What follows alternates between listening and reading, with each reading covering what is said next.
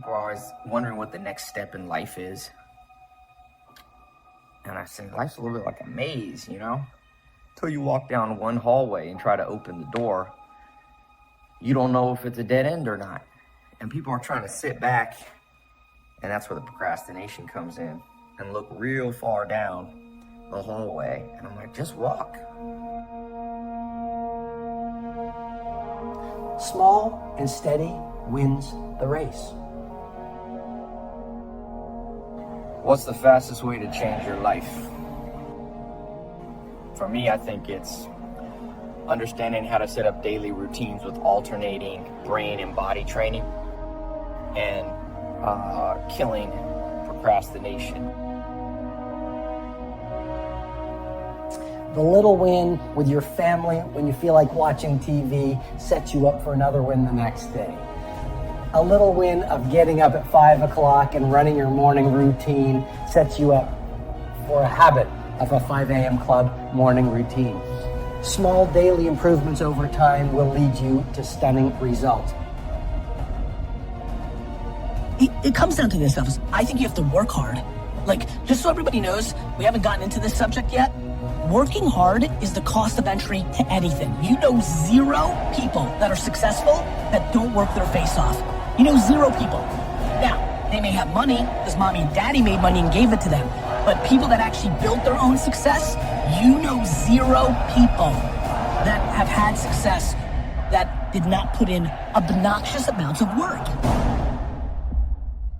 What's the most important key to success? I think it's hunger. It's not getting satisfied. A hunger that doesn't go, a hunger to learn, a hunger to grow, a hunger to serve, a hunger to give, a hunger to create breakthroughs. Most people are hungry until they make a certain amount of money and then they get comfortable. And there's nothing wrong with that, but it's not about the money. It's not about the business. It's about your growth. Because every one of us either grows or dies. People ask me all the time, what does it take to be happy? I say one word, progress. Progress equals happiness. Because achieving a goal feels good for how long? A week, a month, 3 months, and then there needs to be something else. And the reason for something else is because you got to grow. Imagine a conversation with your future self. In that, let's imagine that the you of 20 years from now shows up at your doorstep, and that you is stronger, smarter, wiser, wealthier, healthier, happier. And that you shows up at your door, and it looks at your life, and it looks in the eye.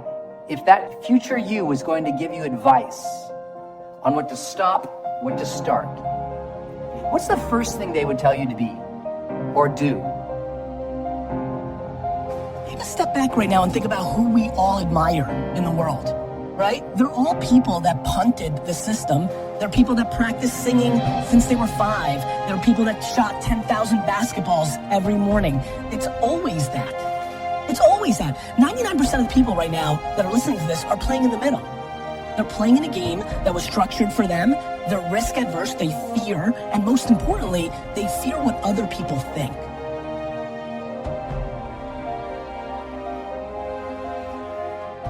Look, I believe that we're all born with lots of goodness in us.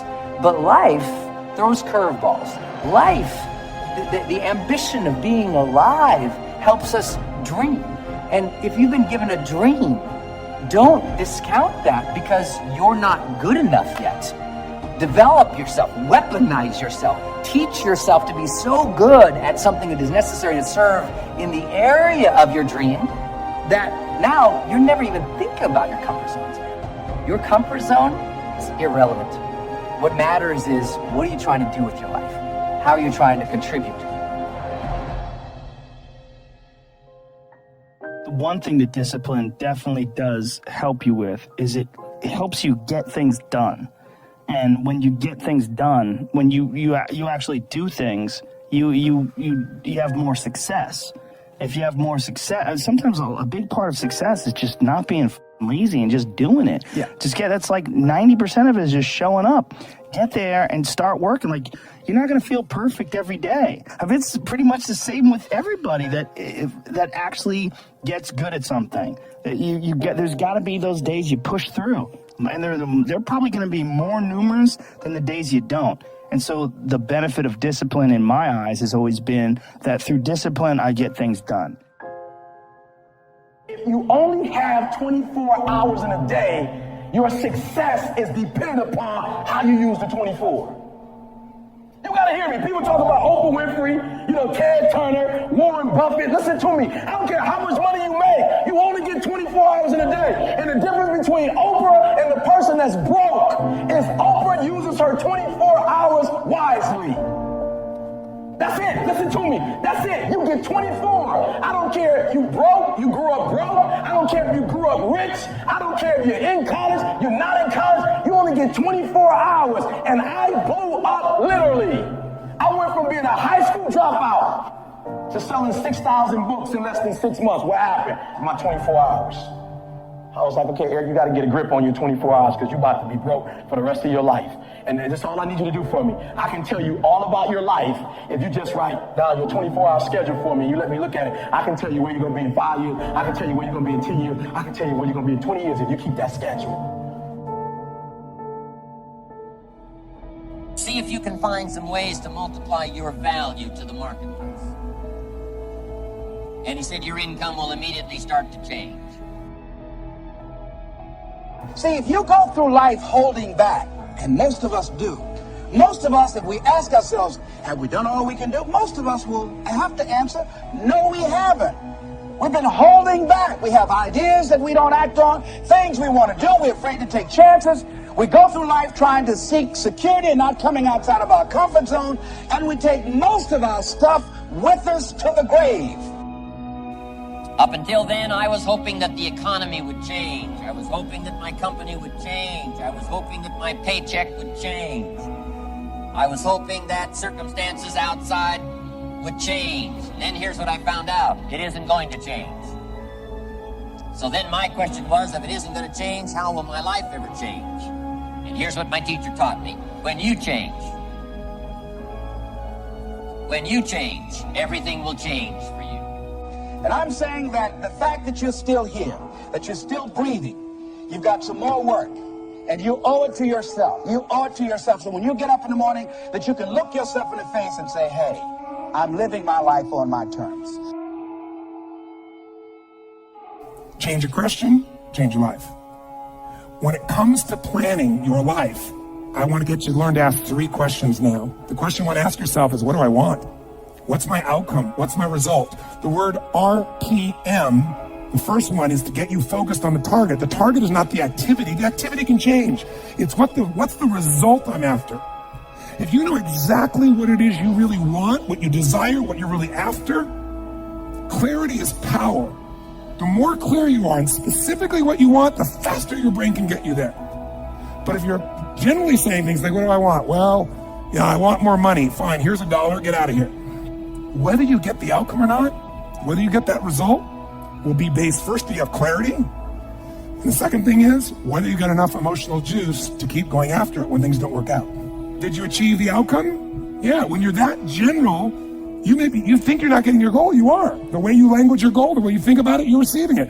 I want to feel a bit better. I want to lose some weight. Fine, you lost a pound, you're done. When you get better, everything will get better for you. And that's where I picked up that phrase, for things to change, you've got to change. You don't have to change the marketplace. You don't have to change the marketing plan. You don't have to change the economy. You don't have to change countries. You don't have to change circumstances out there. All you've got to do is look within and see if you can change yourself for the better. And as you change, things will start to change for you. What's the result I'm after? What's the ultimate result? What do I want out of this week, out of this thing, out of my business, out of my life, for my body? Don't concern yourself too much with how you're going to achieve your goal. Leave that completely to a power greater than yourself. All you have to do is know where you're going. The answers will come to you of their own accord. Here's my best advice. Welcome all experiences. You never know which one is going to turn everything on. Are there going to be some moments when you want to give up? Yes. Will there be some moments when it's going to seem like it's impossible? The pain that you're experiencing, the disappointment that you're experiencing, that you're going to say, it's not worth it? Yes, that's going to be right there for you. It's going to be in your face, telling you to go back. But when we think about changing our lives, usually that means changing your behaviors, retraining yourself, getting new habits, going out and trying them out and changing your life. This is about changing your thoughts, and then your life will change. Change your thoughts, change your life. Benjamin Disraeli said, nothing can resist a human will that will stake its existence on its purpose. Shortly put, I'll do it or die.